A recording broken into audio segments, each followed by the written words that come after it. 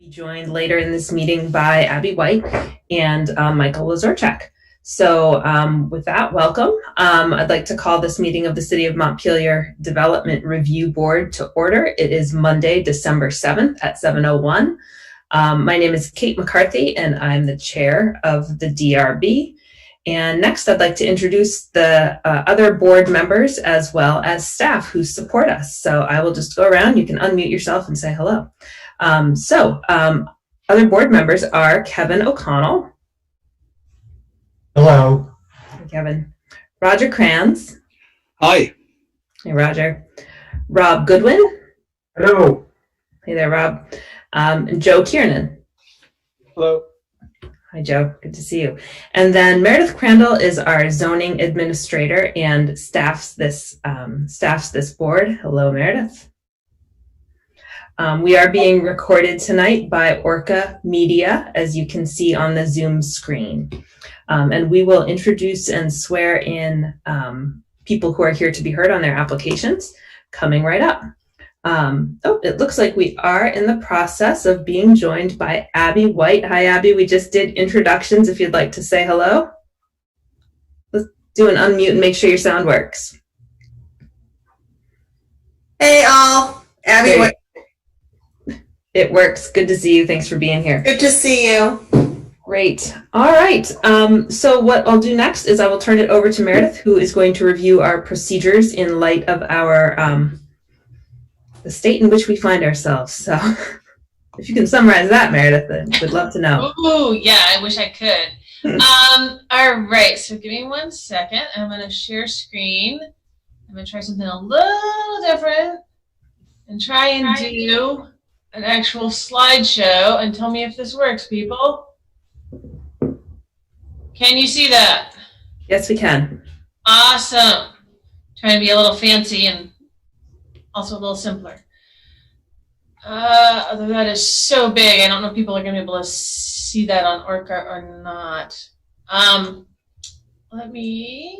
we go. All right, so for those viewing this meeting via ORCA Media, I want to let you know that you can participate in the DRB hearing via the Zoom platform through either video or telephone access options. And so here is your Zoom meeting link, or you can call in, and there's meeting ID and password. If you have problems accessing the meeting, please email me. Here's my email address. I'm going to leave this up for a little bit, and then I'll scroll to the next screen in a minute so that anybody who's watching via ORCA that may want to, they can download the complete meeting packet. There'll be a link to that on the next page, but I'm going to leave this up for a few minutes. If anybody, also, if you're on the meeting and you're having difficulties while accessing different video conferencing features, please message me through the chat function in Zoom. So as Kate said, this meeting is being recorded as well as being streamed live via ORCA Media. Turning your video on is optional for anybody who's on here via Zoom. All public testimony will be taken verbally, and the chat function that I just mentioned should only be used for troubleshooting or logistics questions. The chat will be added to the public record if it's used. Please keep your microphone on mute when you're not speaking to reduce background noise. And for those participating by phone, *6 will allow you to mute or unmute if your phone itself doesn't have a mute button. If you're interested in speaking on a particular matter and it's not clear that you're an applicant or something, or didn't announce it when you came on, then raise your hand, either physically or by using the raise hand button on your toolbar. And for those on the phone, you can press *9 to raise your hand. I think tonight we just have applicants and people assisting applicants so far. So I think we have some people here who may not have been here before for permits. So just want to make clear that if you're being asked to speak, or if you have a question and something else is going on, please wait till the chair has recognized you to actually speak.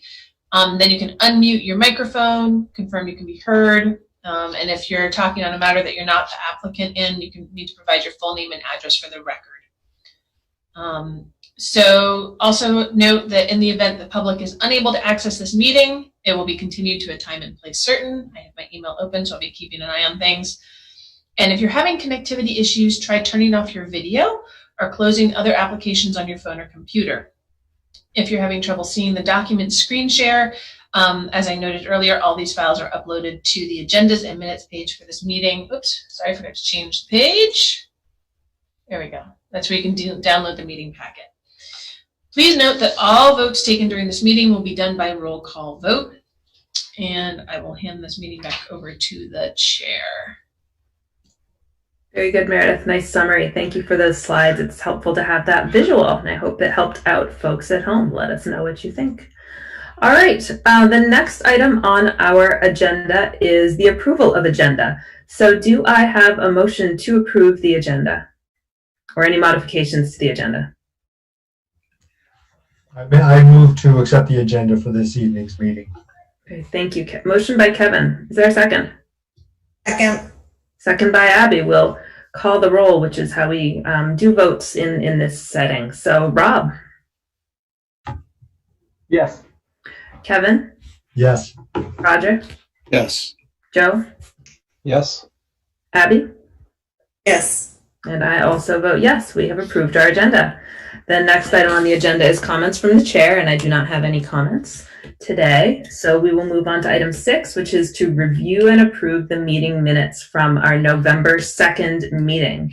And the people who are eligible to vote on that are myself, Kevin, Joe, Roger, and Abby. So are there any changes to the meeting minutes from our last meeting?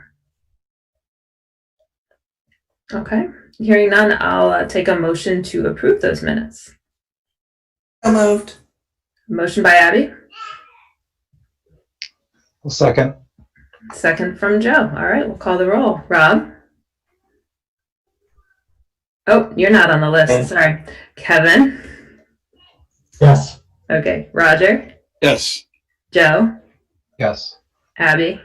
Yes. And I also vote yes. That was just to make sure you're listening, Rob, which I'm not surprised to know that you are listening. Thank you very much.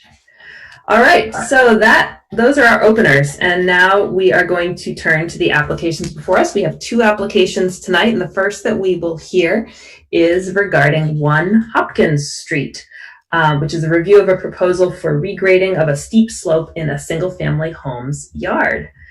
So what I'm going to start by doing is swearing in our witnesses, and that's the applicant and anyone else who is here to be heard on this. If anyone thinks they might want to testify on this application, I would ask them to also be sworn in and to show on video if involved. So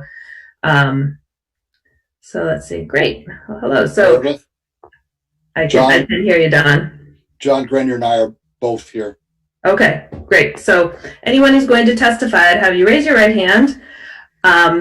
Do you solemnly swear or affirm that the testimony you're about to give on this matter is the truth, the whole truth, and nothing but the truth under the pains and penalties of perjury? I do. Yes. Yes, I do. Okay, very good. Nodding and thanking. Okay, wonderful. So what I'll do is start with having Meredith give a brief overview of the project, and then we'll turn to the applicant and hear from Eric Rajendra on the project very briefly. Then we'll walk through the staff report. So Meredith. Thank you, Kate. So this application at 1 Hopkins Street is really for modifying slopes to make a yard less steep in some places, to remove a retaining wall that really doesn't seem to really be doing what it's supposed to be doing anyway, the way I'm looking at this, and make that into more of a gentler slope, actually, even though the slopes there are still going to be pretty steep. And this is before the DRB because of the slopes involved. If you go into the staff report that starts on page 6 of the meeting packet, there's a little bit of a question about what's happening with the materials from the walls that are being removed. And then really the rest of the questions or issues that I think that the DRB is going to want to focus on are the steep slopes criteria. There's no big, new structures or anything involved here, but there is work being done on steep slopes. Very good. Thanks, Meredith. And before I turn it over to the applicant, I will mention that there will be an opportunity as well for anyone who is a neighbor or interested party to ask questions or speak. But we're going to start by going through the project overviews and walking through the staff report, because that can often answer a lot of questions. Though if there is something that comes up, we're a small enough group tonight that people who are here can kind of raise their hands. So with that, without further ado, I will turn it over to Eric Rajendra. Thanks, Kate. Can you all hear me? Yes. Okay. I think Meredith has summarized it very well. I read through the whole package and it's all quite clear there. And I think the comments made by Don and his Grenier engineering firm are also addressing a lot of the questions that were raised from the beginning. From my standpoint, I think this is a historical little house with a small little plot of land.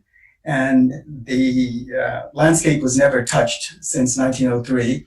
And as a result, it's just wherever they dug a hole to make a cellar, they took the earth and put it on one side. And then, nature went on, and then there are holes here and holes there. So the whole surrounding of the house was sort of patched up, and it's quite unusable, to put it mildly. So I think the effort of this project was to try and bring some level of beauty and still keeping with the historical look. It is a cottage. I call it Hopkins Cottage.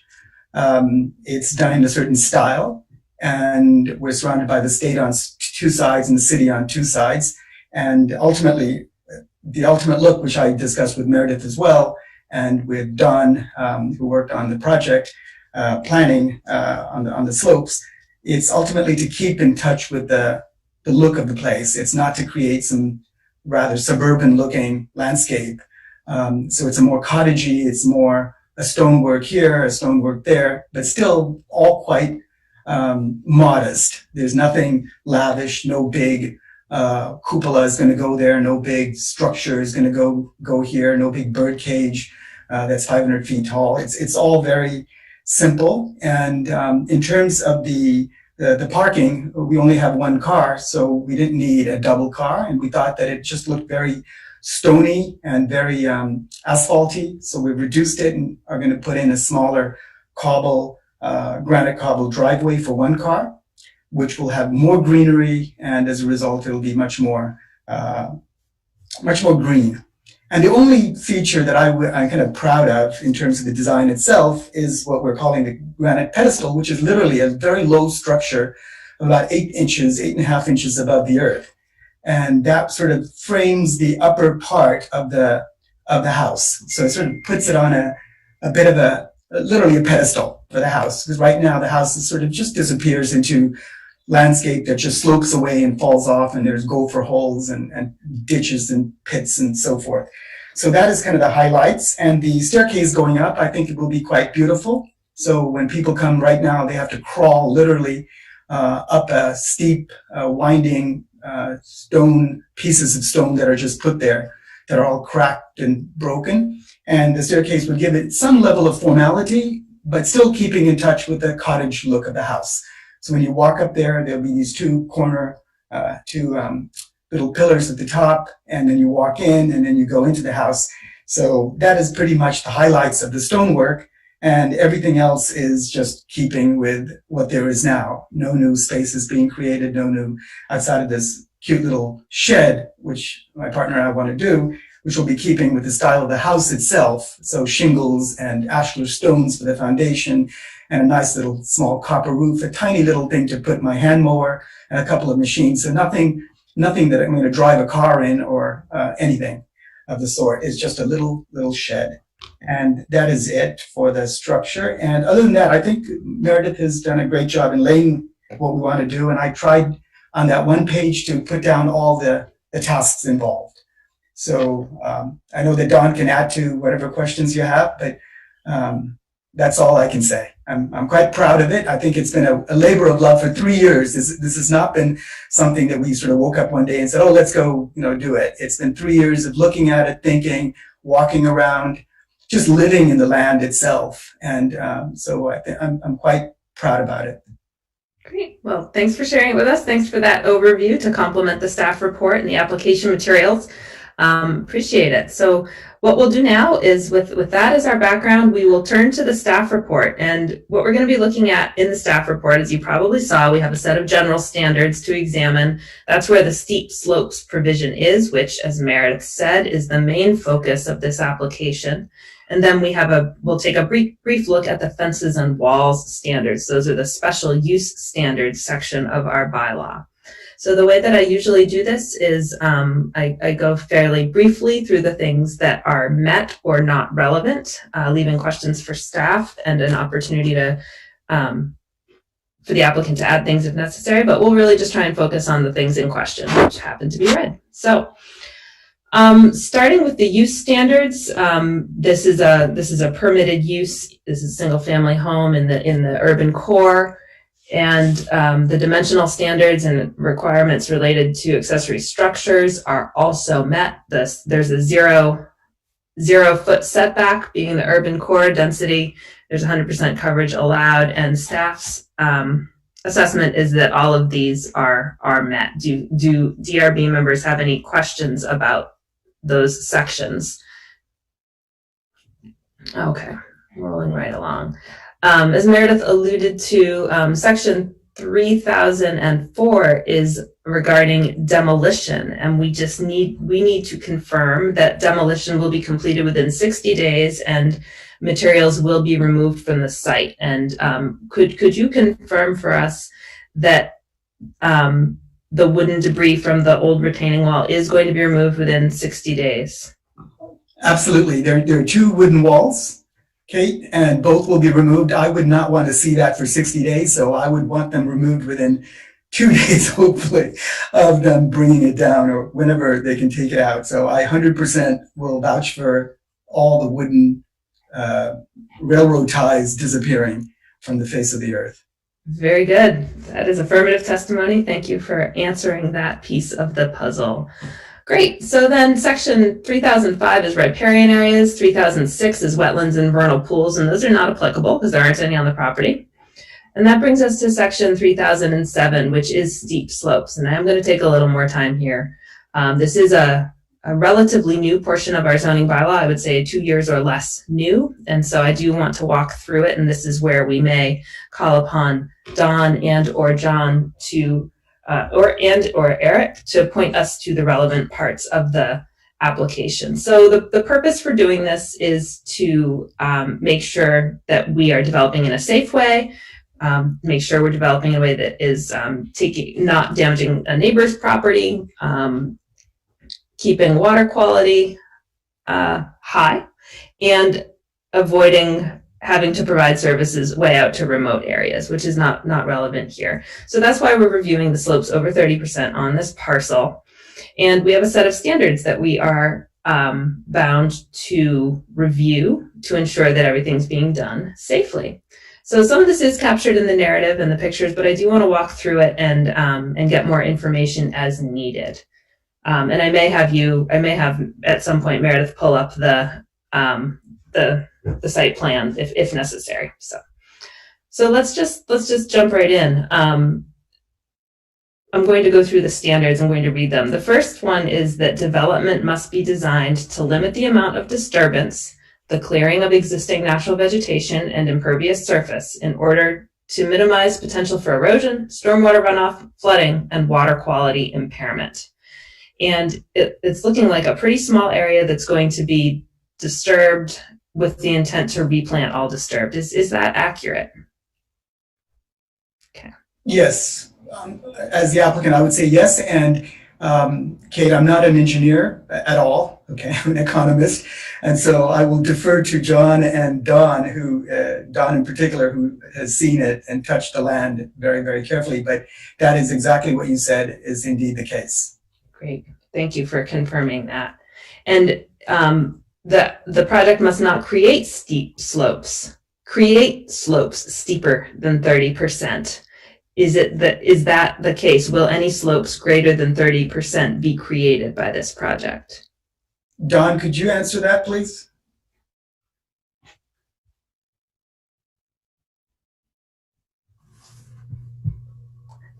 Or John, if you can hear me?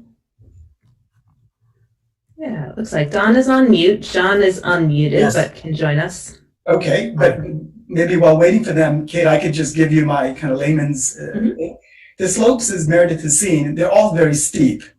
All right, that is the nature of the land all around us, not just our slopes, but the slopes of our neighbors. It's all, I think one of our slopes of our neighbors is 45 degrees. It's almost anything more, it'll be 90 degrees, it'll be straight up into the heavens. So they're very steep. So I think the only area where there would be some leveling, not to make it any steeper, but just to do it so we can put the stone steps going up in that little corner.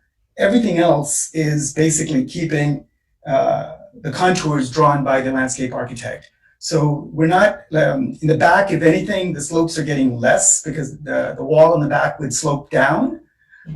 Therefore, it's restoring the original slope that was there since 1903. It was the previous, two previous owners who decided to put a mudroom, which was a structure we took down with the big support of the state of Vermont to bring the house back to the historical look. There was no mudroom there. So in order to do the mudroom, the owners decided to put a this block wooden wall.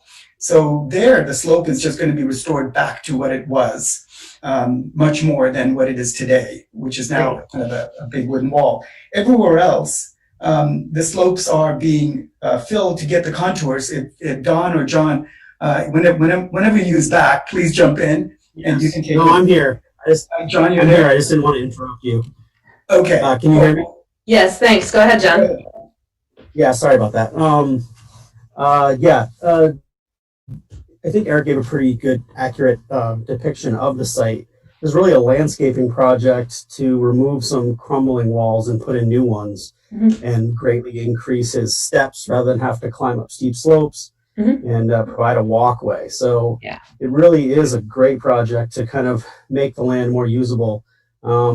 There isn't a great deal of fill. It's mostly regrading of what is there to provide a flat area around the home. If you've seen pictures of it, or you do like a Google Street View, you can see it's a very steep front yard. And it'll essentially stay the same with retainage in the back. So it's not a massive construction site project where the whole site gets torn apart. It's more like tweaking of the existing features. Okay. Good. Thanks for chiming in, John, and good explanation, Eric. I may have more specific detailed questions just to make sure we're checking the box on these different standards. So I'll continue through those. I think you've just attested that this project will preserve distinctive natural features, the general topography of the site, and existing natural vegetation. The next standard is about stormwater. The project must maintain or reduce the pre-existing rate and retain the pattern of stormwater runoff. And per the application materials, there is advice from Don to keep the stormwater, keep the runoff in the drain the way that it is. And we also have heard that there's being a reduction in the space being used for parking, which is reduction of impervious surface. Do DRB members have any questions about the stormwater on the site? Okay, so I think we've got sufficient evidence on that criterion. Downspouts, that's the word I was looking for. Yeah. Produce a final grade that is compatible with the surrounding natural terrain. We have heard about how that will be achieved with the restoration more toward the 1903 shape of the land. Create a harmonious transition between graded slopes and natural terrain. I believe that criterion is similarly met by the testimony that we've heard, as is Item 7, avoiding creating continuous unbroken slopes or linear slopes. There will still be some relief to it as it goes. So and then number 8, contour graded slopes by varying the slope increment to produce a final grade that undulates both vertically and horizontally. And we've heard that attention is being paid to making the site more functional and physically and aesthetically. So all of those are kind of different ways of making sure that the slopes work together. Do DRB members have any questions about those criteria? Kevin? Just very quickly, how large is how many square feet is the impacted yard? Good question. You mean how much like earthwork is going? Well, that would be how many cubic feet of soil would to be moved, and that would have been my second question. My first question is, what is the print outline in square feet for the project? Okay, sure. Let me just get that for you real quick. Excuse me. We can give you a second to do that. Were there any other questions that folks would like to ask while John is penciling that out? Okay, while he's doing that, I'm going to look at item 9, if that's all right, which is to vary cut and fill banks and terraces to produce a final grade that has visual interest and allows for naturalistic landscaping. And I have heard testimony that this is a landscaping project and that the goal is to create a more naturalistic surrounding the house to complement the landscaping and the landscaping to complement people's ankles so that they can walk around in the yard without breaking them. So, John, you want to chime in?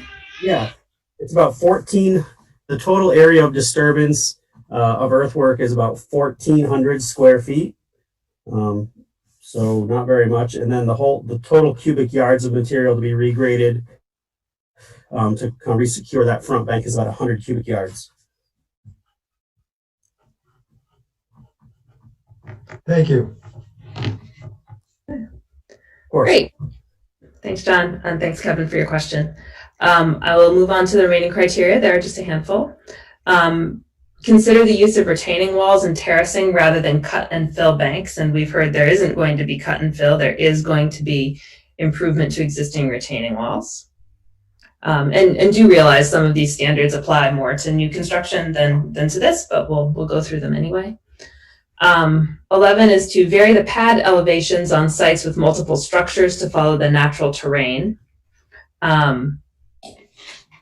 Any questions about that one? Provide roads and drives that follow existing contours. We've heard that they're the same driveway. It's the same driveway. Compact building forms and multi-story buildings to minimize building footprint. There's no change to the building footprint. And split or multi-level buildings forms that step up or down the slope. It already does that. It's an existing building. So those are the design standards. I like to walk through them because I like to be precise with this. And I will pause there and see if this would be a good point to see if DRB members have any other questions about these standards. Okay. And I would also pause at this point, since this is the biggest part of the application, to see if there's anyone here who's maybe a neighbor or someone else who came here tonight to comment on this application, if there are any questions or comments about what we just went through.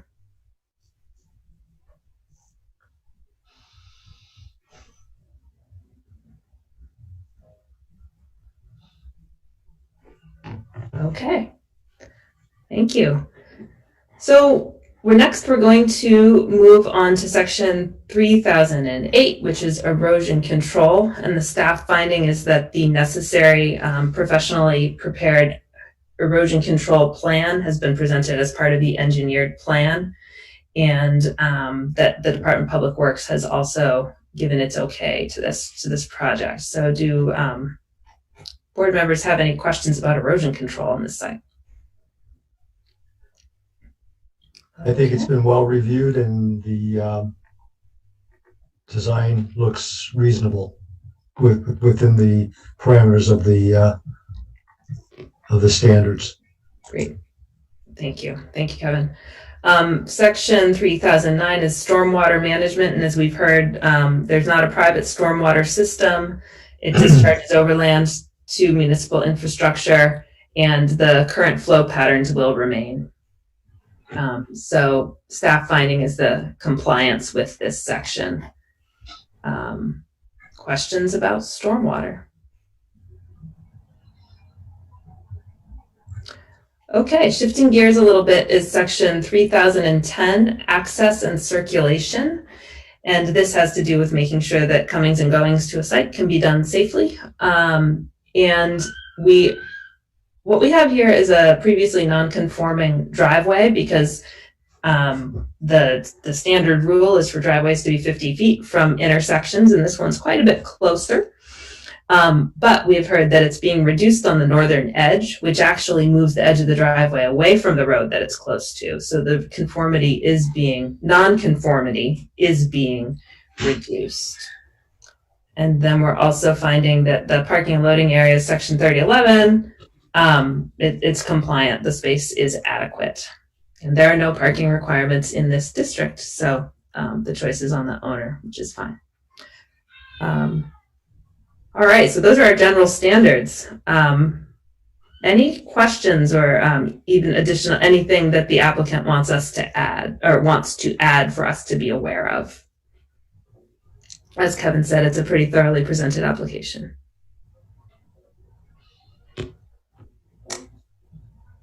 All right.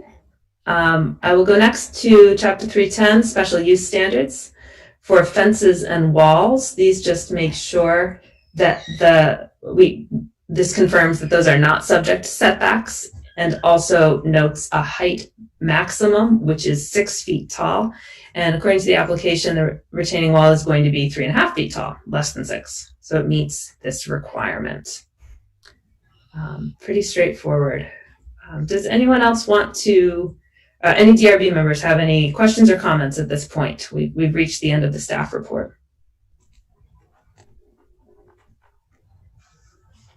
Okay, and I will offer a last opportunity for any public comment on this application.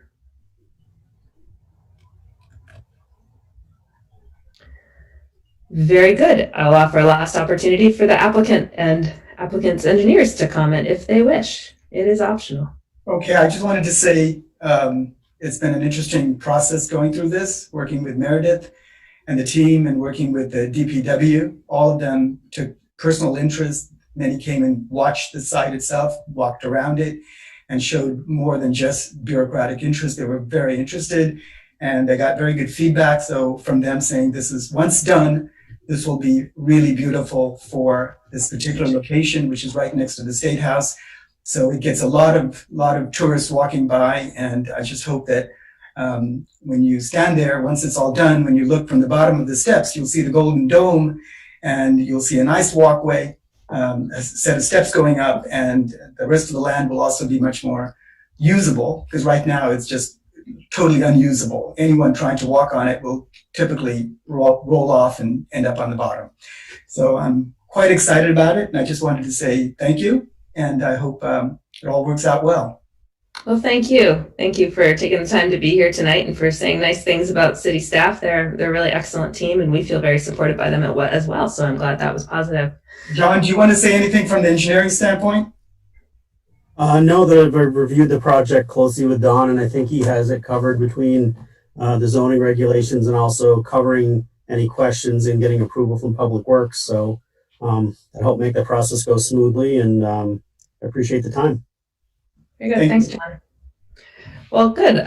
So I will let you know that we've been deliberating in a closed deliberative session because of the complexities of the Zoom environment, and in order to render more thorough decisions, we've been doing it this way instead of in the public setting.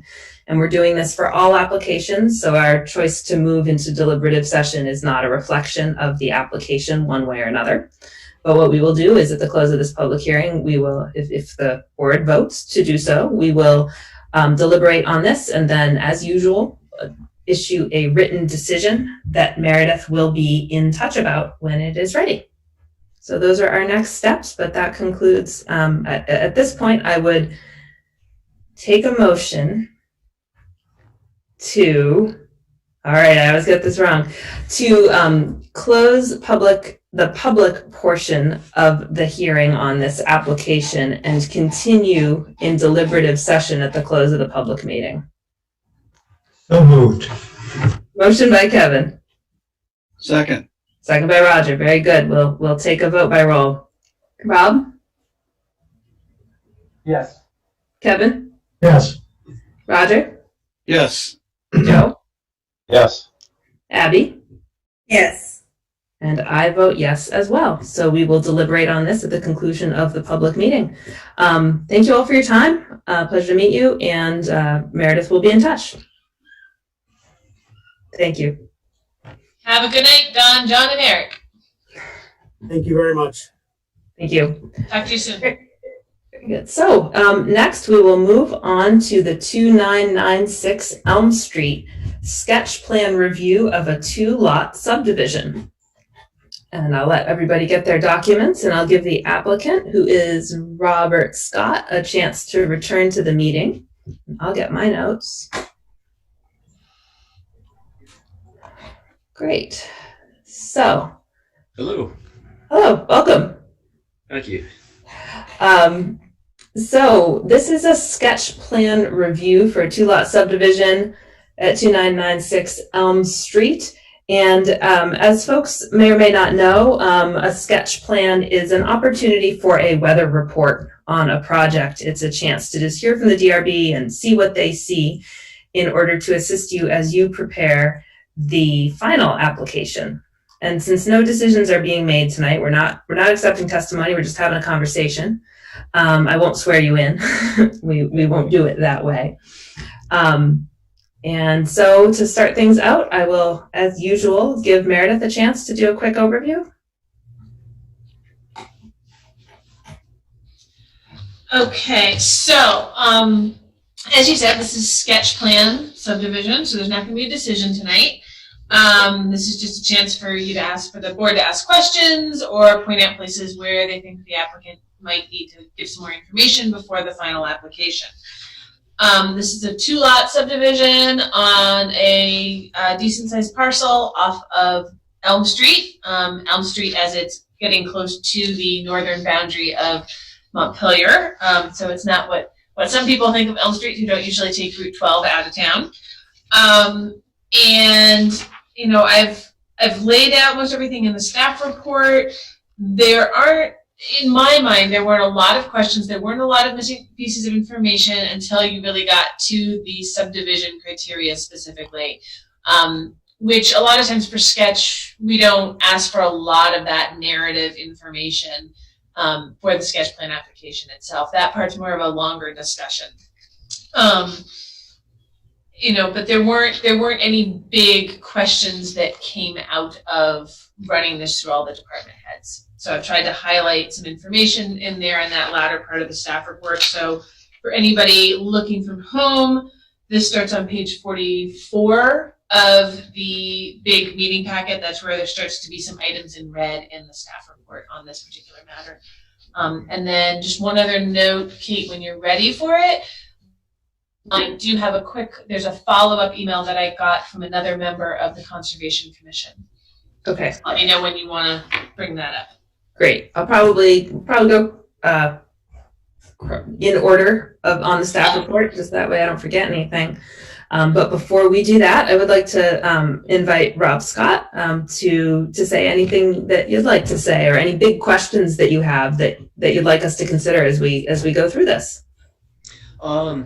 I don't really have any questions. The subdivision was initially to facilitate the sale of a home, as many people didn't want to purchase a lot of land with the home. I do have future plans to upgrade VO Road and probably get a septic design for the, I call it the upper field, what would be the 9-acre parcel. And but no immediate plans to build on it. It's a beautiful piece of land. I've had it for about 20 years, and it would make a wonderful home site. I don't think would be suitable for more than 2 homes, just for aesthetics. But so that's about it. That's my initial plans, and so I'm curious to see what you guys have to say. Well, good. All right. Well, thanks for that overview. And I assume that you've seen the staff report from Meredith. I have, yes, and I've read it. Yeah. Okay.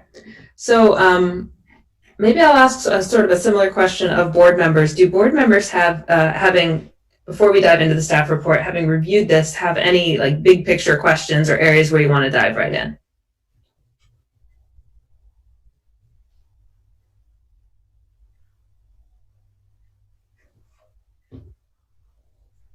Okay. We'll just stroll through the staff report in that case. So a lot of the general standards don't apply when we're doing a subdivision because there isn't a particular use proposed as of yet. But our job is to just go through and make sure that once the site is created, that it is usable for something. So that is our interest in looking at this board level. So demolition is not an issue. There are some steep slopes on the parcel. But of course, subdivision doesn't disturb slopes. It's just lines on a map.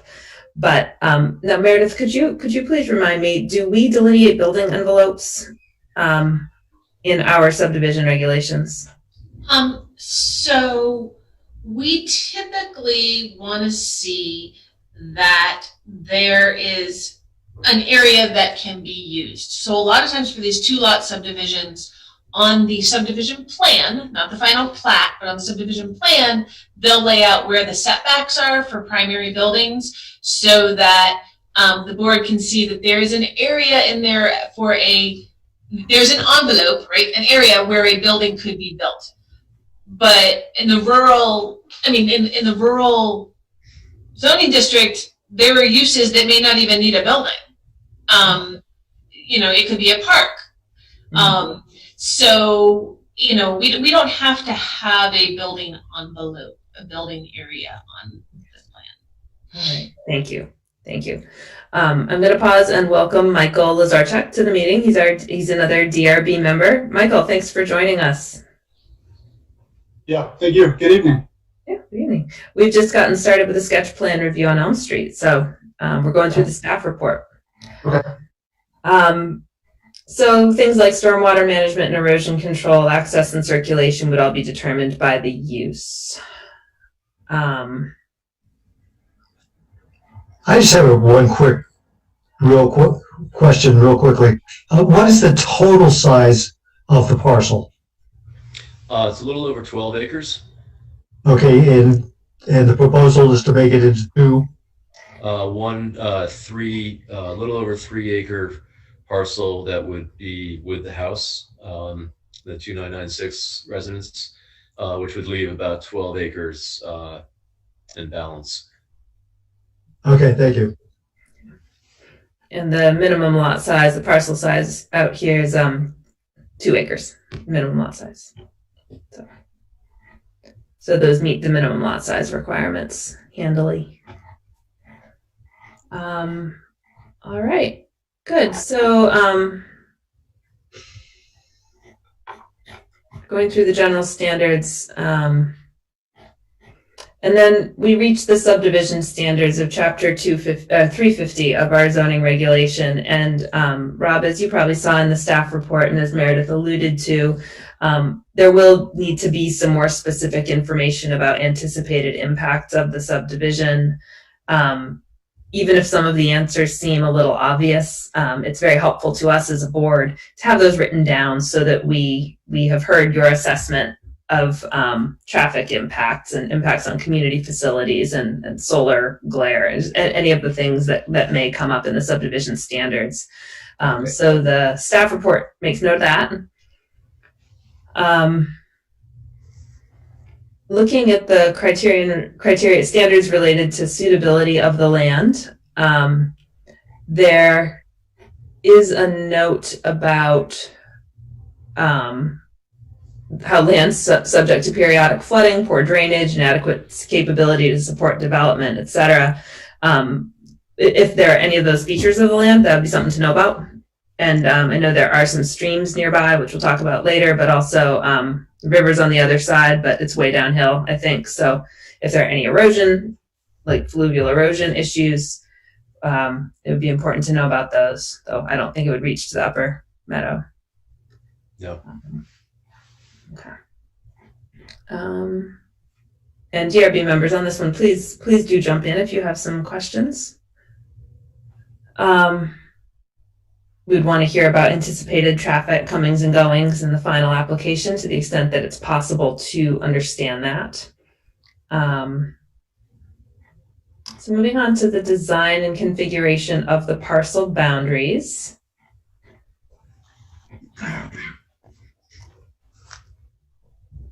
again, in the narrative, just demonstrating that the way that you've sketched out the outline of the parcel meets these requirements. Some of these have to do with connecting with existing roads and sidewalks and things, and those are going to be less relevant in the rural area.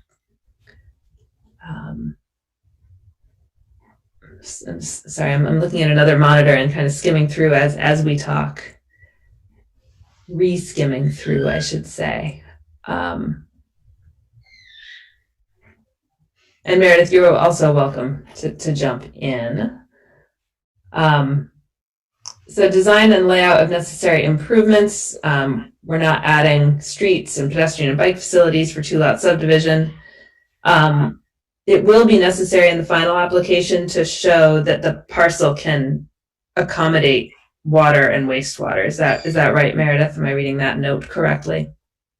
Correct. So we don't need to have an actual permit, but Robin, we can talk about this more if need be, but you're going to want something from a professional that says, yes, we can see that this land will be able to, perk. You'll be able to get a septic permit for this or some sort of alternative plan for water and sewer out here.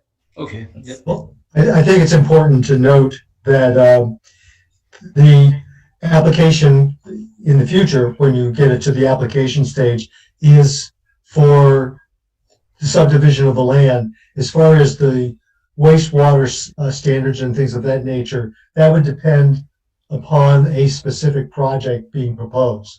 Okay. Right. So there'd be like a 2-step process involved before a new development Sure. Okay. could be added. But as long as there's somebody who says, yes, you could get at least the water and sewer necessary for a single family home. Or single family or a duplex or what have you. Yeah, and then later when it comes to an actual zoning permit for somebody to develop it, then there'd be more questions. Right. Okay. And I know it should. I have talked to some engineers, and the land was a lot of gravel was peeled off back in the 50s, I believe, to help build Route 12 or rebuild Route 12. So the upper field where a home would be built has got a lot of gravel in it. So the engineers seem to think that it would perk no problem. I know the neighbors in Middlesex do have a well. I think it's 250 feet deep. So it's quite a deep well, but they did hit water. But I understand your points. Yep. And we understand too, it's probably in your interest to make sure that lot is saleable with those features. So yeah, definitely. Great. So public and private utilities, you saw the standard that all utilities are shall be located underground unless prevented by ledge or other physical conditions, or where the subdivisions in a section of street with existing above ground utilities and burial would not be practicable. So that is something you'll want to look into. Mm-hmm.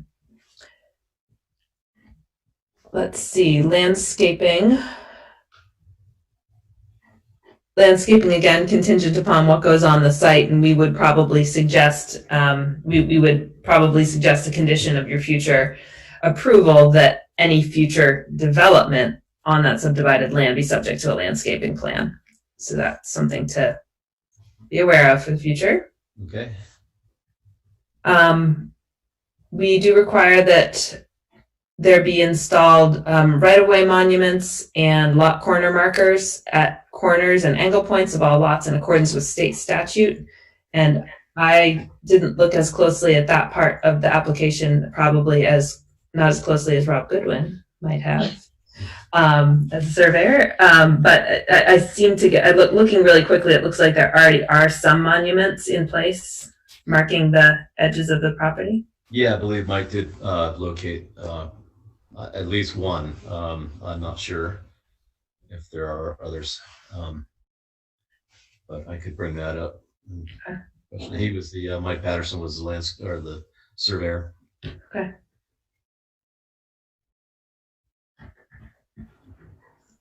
Very good. Yes, just note where those will be placed once the land is subdivided. Is there new ones? Just kind of going through here. I'm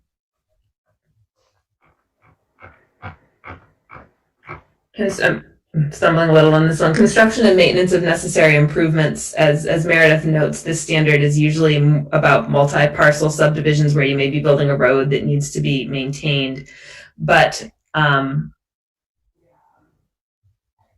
so the overall comment there is just to provide a narrative on these criteria, including where they may not apply. So, Okay.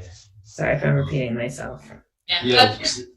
For some of these, just a single sentence in your narrative saying this doesn't apply because of X is usually sufficient. It's just I can't just provide all the facts. I have to be able to summarize them for the board. So you can talk about it, and you can run a draft narrative by me, and if anything seems to be missing before the final application, then we can talk about it. Yep. So the same is true of standards related to renewable energy and energy conservation.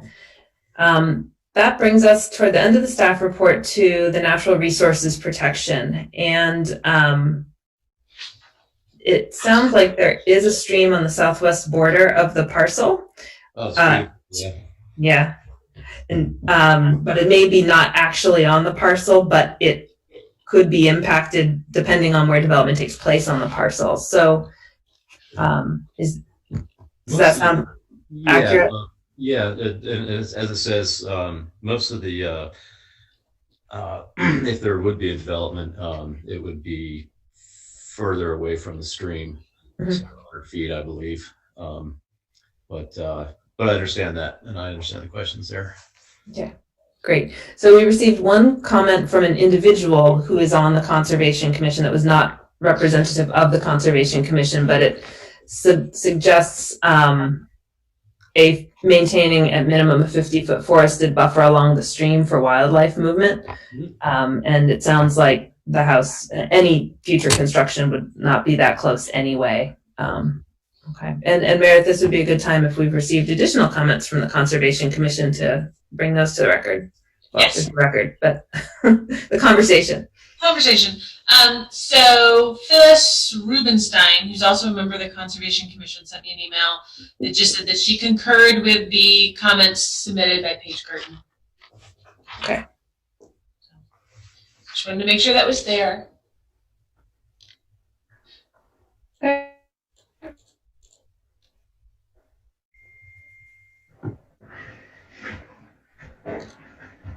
Thank you. That's the board members may have. Okay. Oh yeah, Abby, go ahead.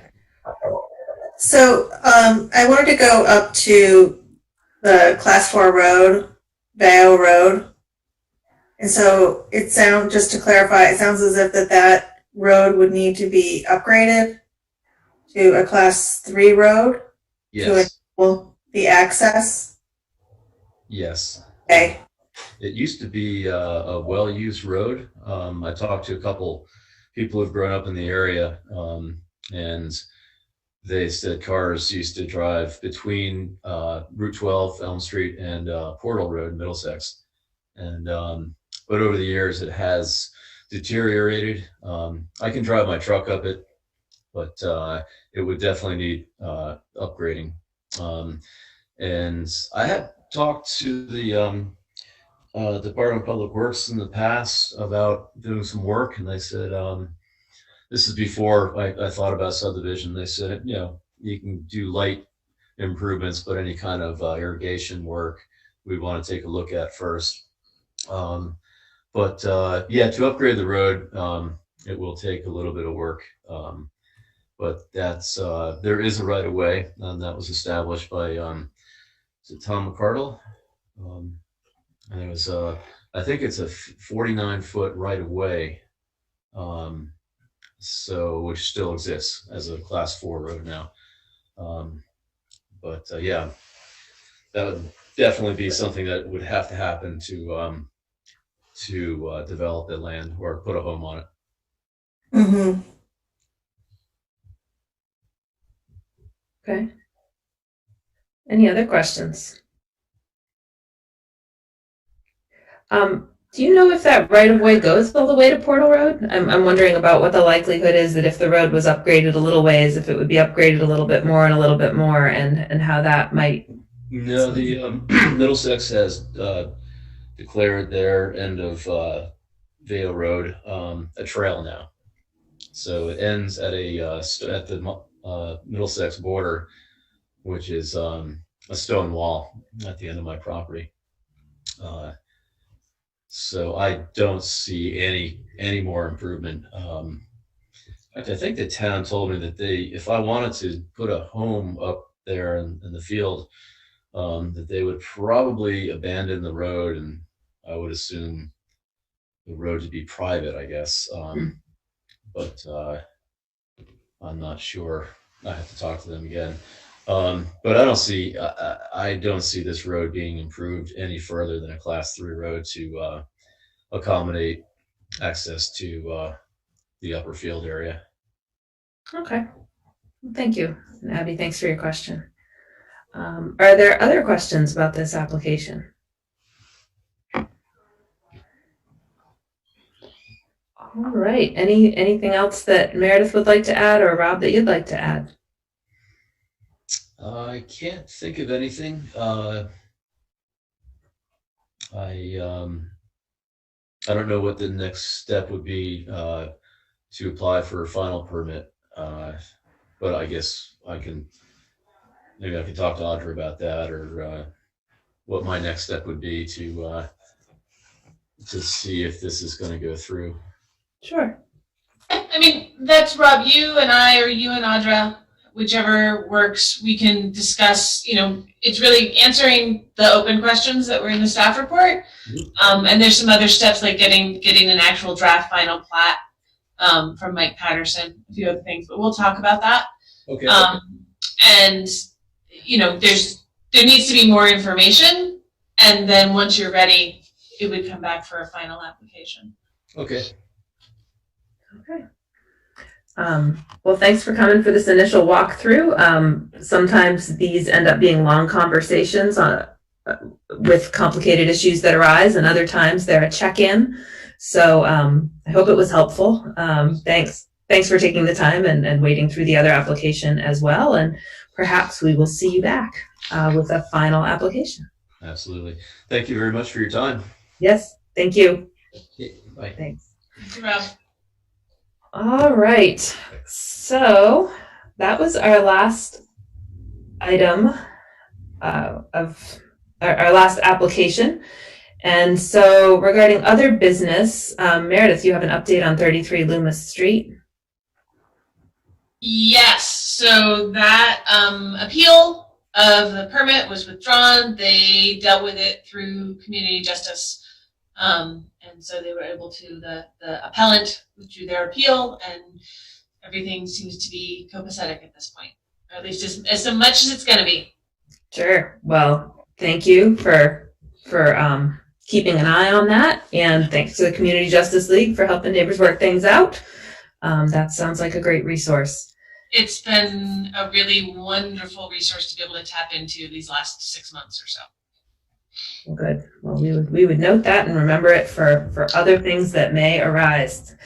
So our next meeting is scheduled for Monday, December 21st. And do we know, Meredith, if we're likely to have additional or have business to conduct at that meeting? Yep, we will.